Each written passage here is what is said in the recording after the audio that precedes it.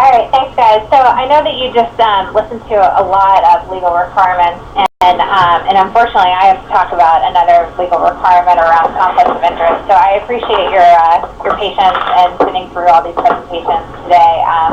We are almost done with the afternoon, though. So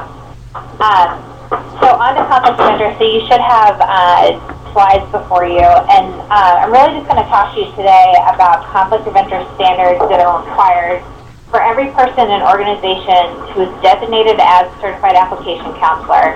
And these legal standards come from federal regulations. They govern both the Health Connector and Mass Health, and some of these are certainly new for all of us. So if you have questions, please let us know. So on slide 2, we lay out an agenda which includes defining the conflict of interest, the conflict of interest regulatory requirements.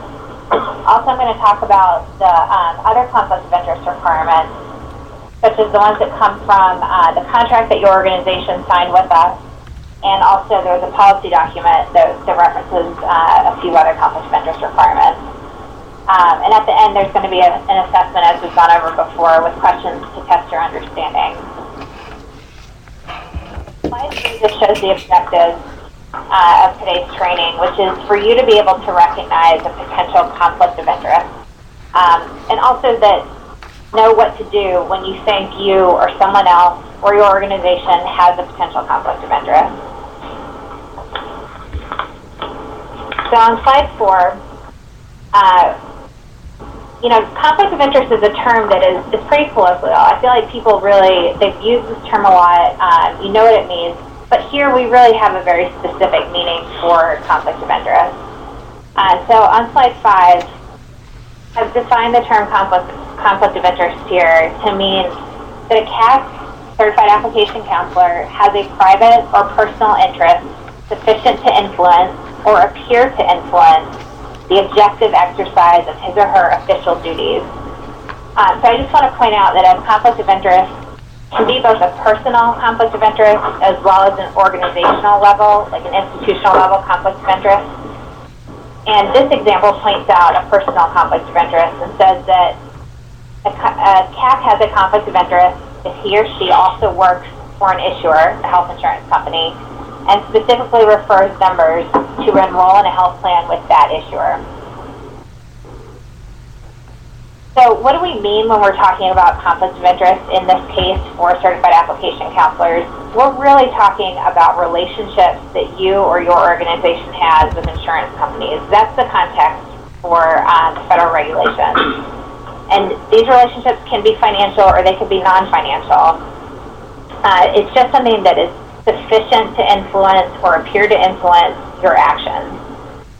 So another example of this would be that if you give advice to an applicant to pick one health plan over another, and that's because of your relationship that you have with the health insurance plan.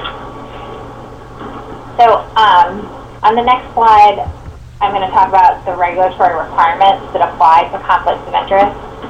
On slide 7, so I've picked out some excerpts here of the federal regulations. And the top part goes into the federal exchange regulatory requirements. So these are ones that govern the exchange or the marketplace as it's referred to. And in Massachusetts, this is the Health Connector. So these requirements state that, quote, an organization designated by the exchange to provide certified application counselor services may certify a staff member or volunteer to perform the duties only if the staff member or volunteer discloses to the organization, to the exchange, and potential applicants any relationship the certified application counselor or sponsoring agency has with QHPs, its qualified health plans, or insurance affordability programs, or other potential conflicts of interest. And they must agree to act in the best interest of the applicants assisted. So it also goes on to state that, quote, organizations designated by the exchange and certified application counselors may not impose any charge on applicants for application or other assistance related to the exchange.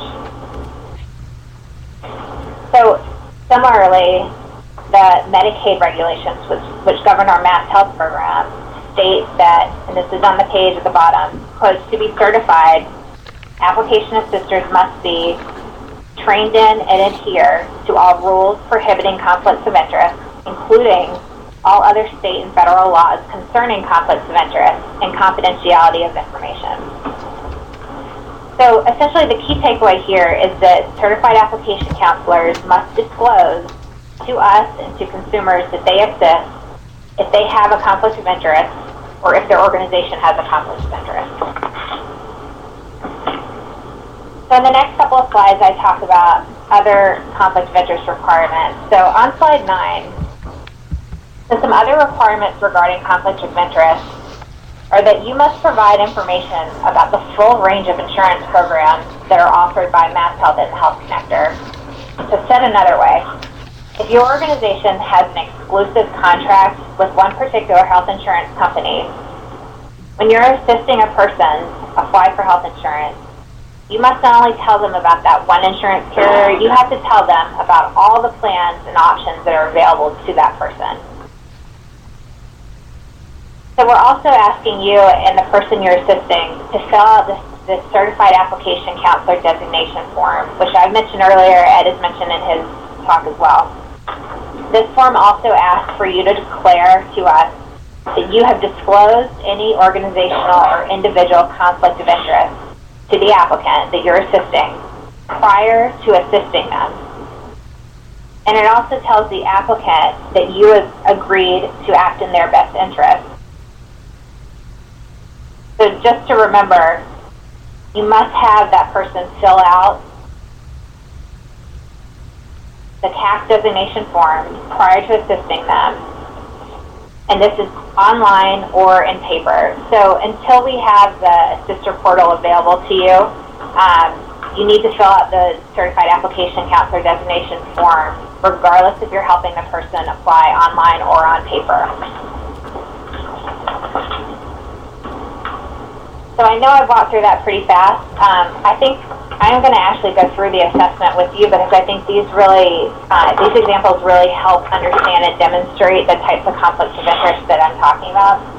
So on slide 11,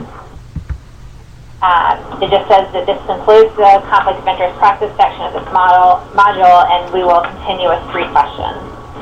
So slide 12 is the first question. This is true or false. And by the way, I just want to say that all names used in this presentation are fictional. If Helping People Inc., which is a CAC organization, is bought by Provincial Health Plan, a health insurance plan/issuer, this means that Helping People Inc. has a conflict of interest. True or false? So I'm going to go ahead and tell you the answer to this. So the answer is A, true. So Helping People Inc. would now have a conflict of interest because Provincial Health Plan is a health insurance issuer. So they would just have to disclose this to us as well as to the applicant that they're assisting. On to the second question on slide 13. This is pretty lengthy, but I will read this out loud. Health Enroll Now, which is a nonprofit advocacy organization based in Western Massachusetts, is designated as a CAC organization by the Health Connector and EOHHS in September of this year. In February of next year, 2014, Health Enroll Now is selected for a grant from Springfield Health Plan for outreach and enrollment of residents in Western Massachusetts into Springfield Health Plan insurance products only. Does this situation present a conflict of interest? Why or why not? Option A, yes, this is a conflict of interest because Springfield Health Plan's grant conditions are sufficient to influence or appear to influence the objective exercise of the CAC organization's official duties. B, no, this is not a conflict of interest because Springfield Health Plan does not buy Health Enroll Now.